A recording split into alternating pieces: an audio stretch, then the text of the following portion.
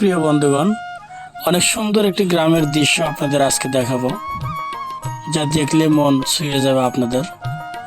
পরন্ত বিকেলে এই দৃশ্যগুলো দেখতে অনেক সুদর্শন এবং লোভনীয় মনে হয়। গ্রাম বাংলার এই দৃশ্যগুলো কার না ভালো লাগে। আর তাই তো আমরাও বিকেলবেলা চলে আসলাম এই গ্রামীণ দৃশ্য দেখতে গাজীপুরে।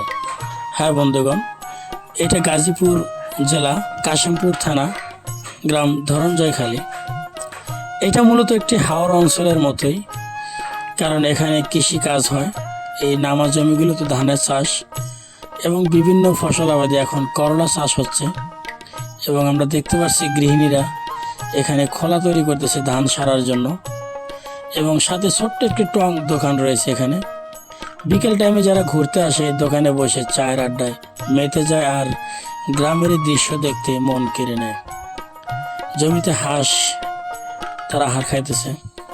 বন্ধুগণ, ধান খেতের আলদা হাঁটতে অনেক ভালো লাগে। আমরা দেখতে পাচ্ছি তিনজন হেঁটে হেঁটে আসতেছে এই ধানের আল দিয়ে। দৃশ্যটা খুবই সুন্দর, তাই আমরাও এখানে দাঁড়িয়ে পড়লাম।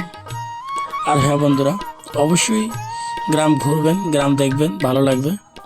আজকের ভিডিও কেমন লাগলো তা অবশ্যই লাইক এবং কমেন্টের মাধ্যমে জানিয়ে দিন। ধন্যবাদ।